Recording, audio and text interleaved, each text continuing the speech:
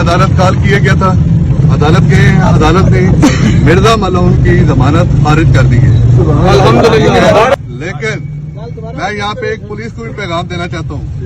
Police نے ملی بھگت کر کے ملزم کو صبح پروٹیکشن دیتے رہے ہیں. ابھی پولیس والے کہہ رہے ہیں کہ وہ جا چکے ہیں. وہ کیسے جا چکے ہیں؟ پولیس والوں نے مذاق بنائے ہوئے توہین رسالت کا مقدمہ ہے اور ملزم بھاگ چکے ہیں.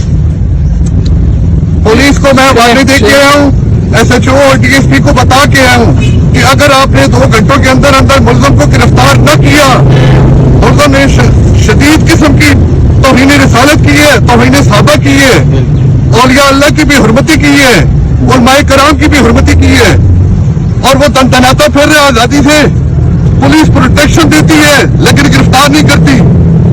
اب ہم اپنا لائے عمل بنائیں گے انشاءاللہ, اور ہم دیکھیں گے کہ کس طرح مرزا انجینئر گرفتار نہیں ہوتا. اب وہ کسی ضمانت پر نہیں ہے, یہ آپ سب لوگوں کے نالج میں ہونا چاہیے. وہ کسی ضمانت پر نہیں ہے.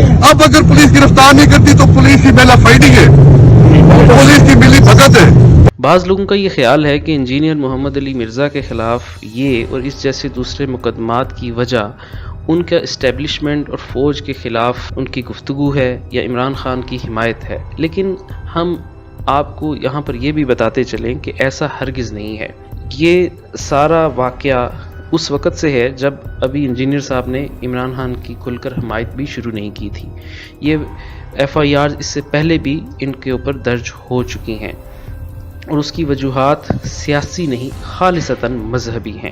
کیونکہ انجینئر صاحب اکثر اوقات ایسی گفتگو کرتے ہیں جو دوسرے فرقوں کے لیے, مسالک کے لیے قابل قبول نہیں ہوتی, کیونکہ ان میں ان کا رویہ, ان کا انداز اور ان کا لہجہ بہت توہین آمیز ہوتا ہے. اور حالیہ واقعے سمیت بہت سارے واقعات میں ان کی بہت ساری ویڈیوز موجود ہیں جن میں انہوں نے جو ایسی گفتگو کی جو دہرائی بھی نہیں جا سکتی.